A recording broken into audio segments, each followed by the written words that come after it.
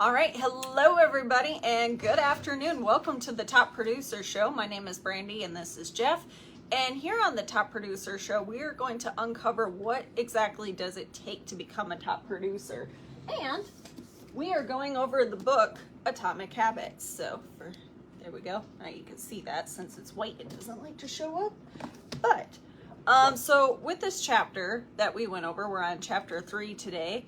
How do you build better habits? So Jeff, I'm going to turn it over to you. Awesome. So chapter 3, how do you build better habits in 4 simple steps? And they basically did this cat experiment where they put a cat in a maze, and the maze had a bunch of trapdoors, and the cats basically had to find them. And the cats went from finding them over a minute and a half to finding the trapdoors in about 6 seconds. Why is that? Well, because they start eliminating what doesn't work and they start going for what does. You know, there's certain things that they become aware of, and then they can see them or sense them, and they're able to get to the food much faster. And the point of this is the first time when you're first learning anything, it's going to take more time to figure it out, especially in recruiting. If you want to sell anything, if you want to recruit, the first sales, the first recruits are always going to take more time. Why? Because you're learning the process. You're learning what doesn't work. You're learning what not to say. Why do our brains build habits? Why do our brains build habits? Well, to automate, is one thing. It takes a lot of energy and power, but it says that your first day you try things to see what works out. That's what we do. Especially when you're in direct sales or in network marketing, typically you're going to go to a seminar or you're going to talk to somebody that's going to be like, don't pick up the phone and call your friends and family and try to tell them everything. But what does everybody do? They pick up the phone, they call their friends and family, and they basically ruin the opportunity to explain what they're doing to most people that they talk to when they're new. Why is that? Well, you're learning. You're trying to figure out what works and what doesn't. Most people think they know what they're doing. And the reality is, some people who have been in for years that still don't know what they're doing. You can attend 100 seminars. You can go to stuff, but a lot of the programming in our head about how things work doesn't necessarily translate into direct sales and network marketing. So, finding the unexpected reward. It says when it feels good, you ask what led up to this feeling. So when you do something that, you get a compliment on, you go work out, you look better, and somebody's like, oh, wow, you look better. Oh, wow, it looks like you lost weight.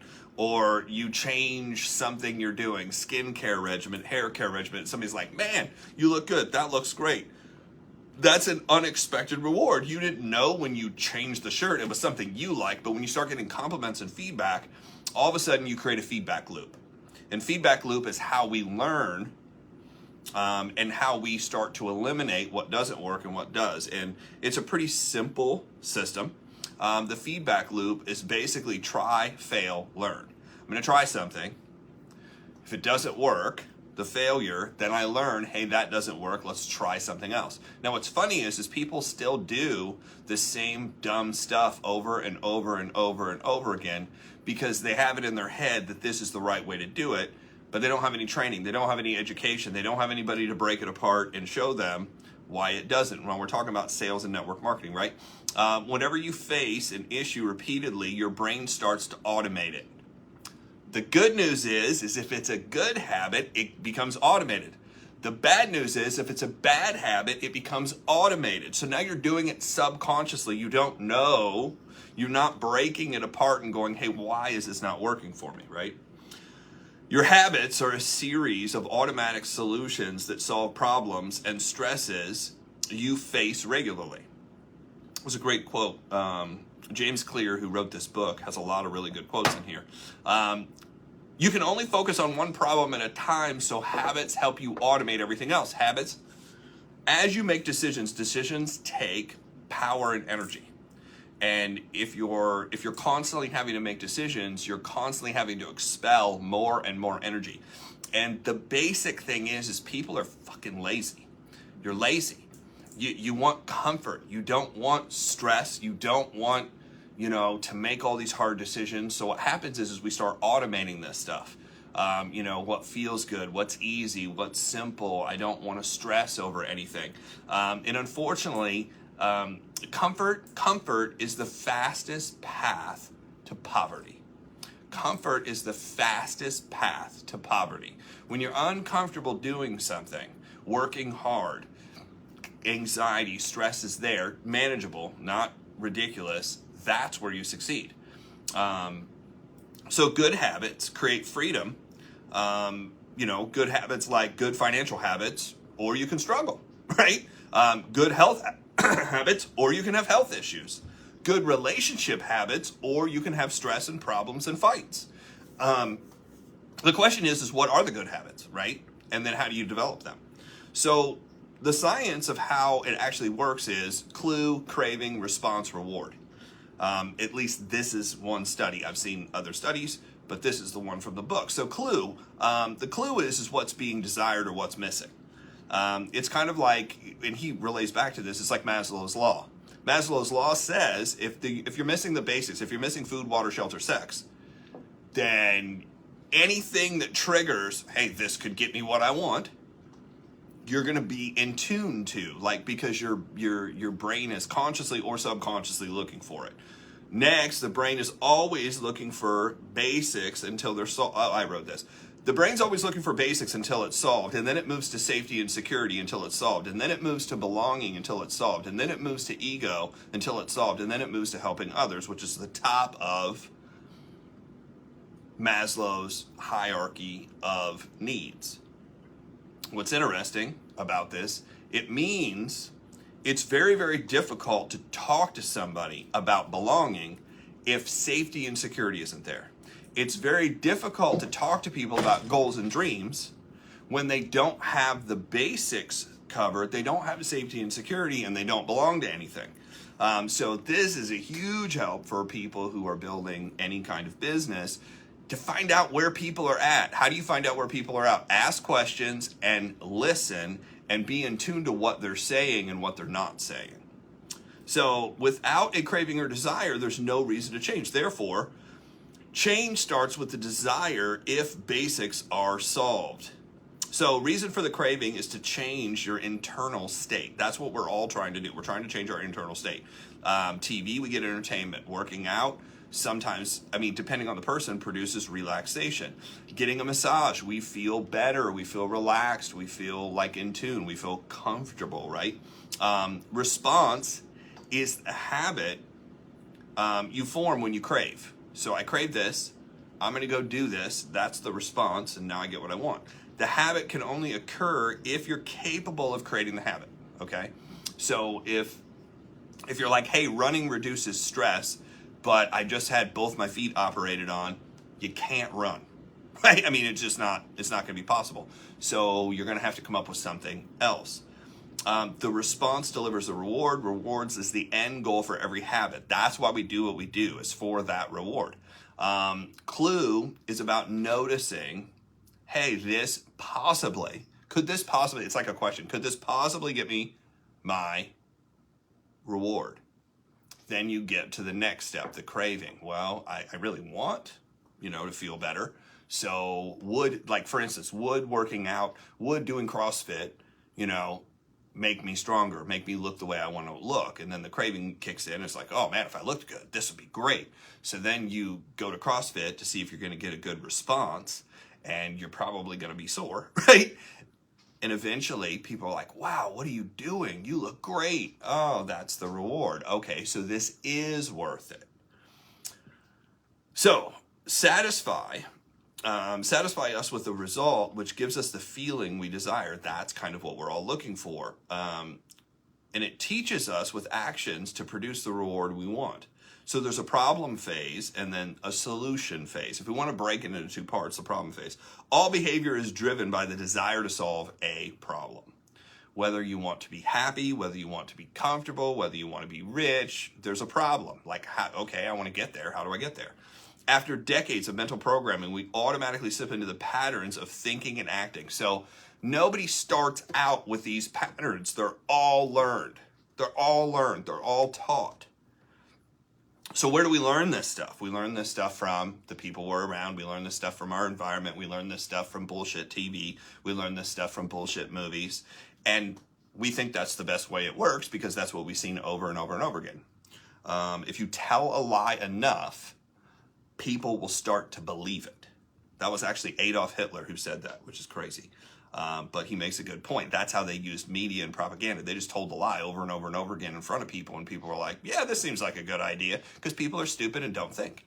How to create good habits. So there are 4 laws that change behavior. How to create good habits. He says, make it obvious, make it attractive, make it easy, make it satisfying. That's how you create a good habit. Make it obvious. You know, it's kind of like, it's almost like building a case. You want to build a case for this is a better way. This is a better way. Here's making it attractive. So this is kind of cool.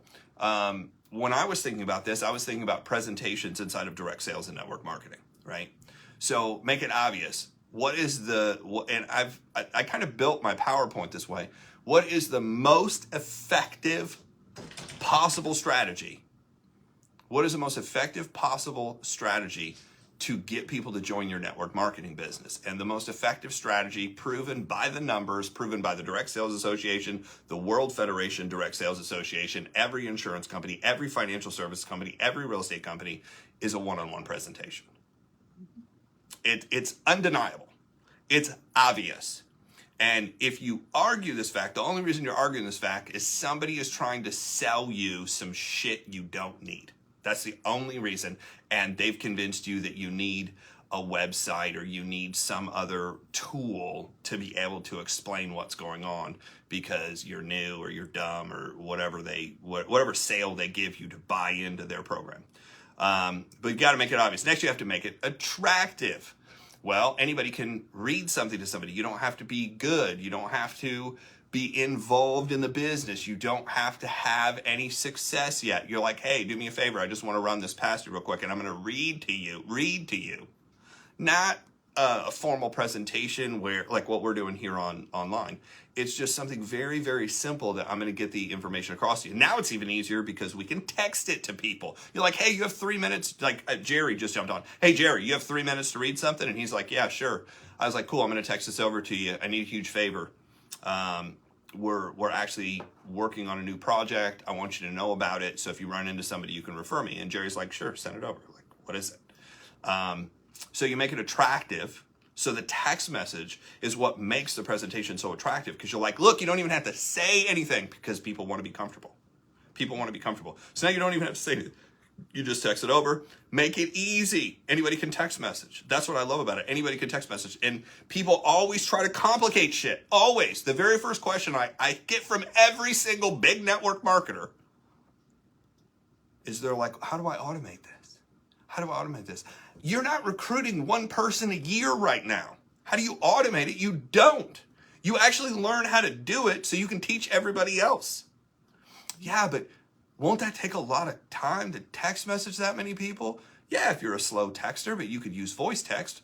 People like, how do you use that? I'm like, good point. If you don't know how to fucking voice text, how are you going to automate anything? Mm-hmm.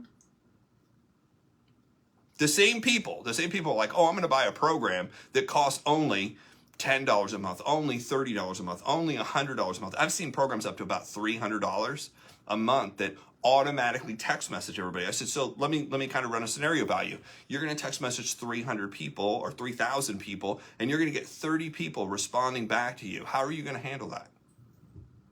Oh, I don't know. I thought you'd help. I'm not going to help. You created a fucking mess for yourself.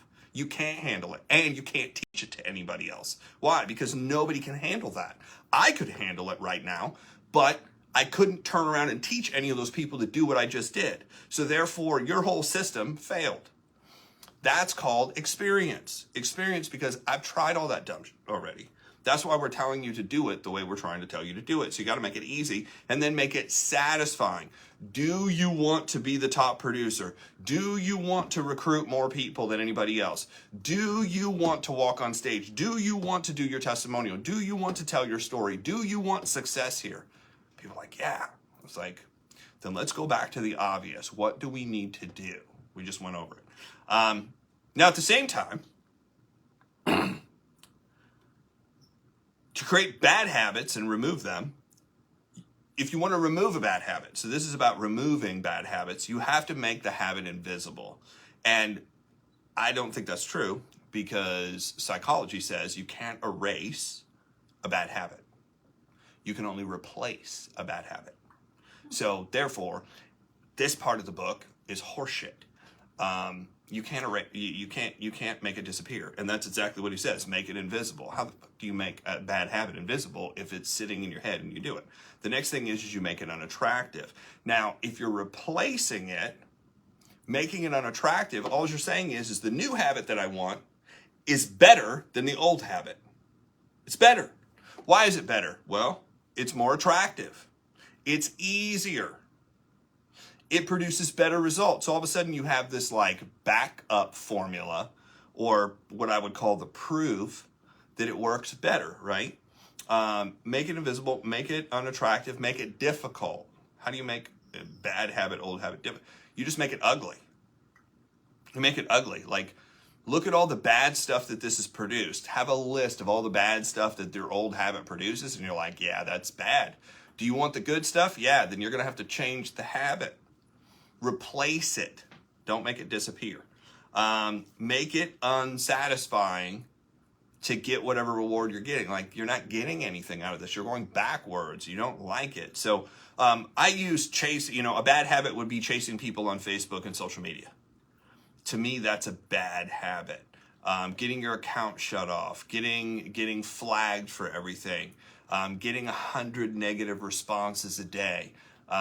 That's not very attractive, but it's something that's taught all the time. People like spam all the people on your Facebook page, add tag message kind of situation, which, I mean, at one point worked. Now marketing, by the way, marketers ruin everything.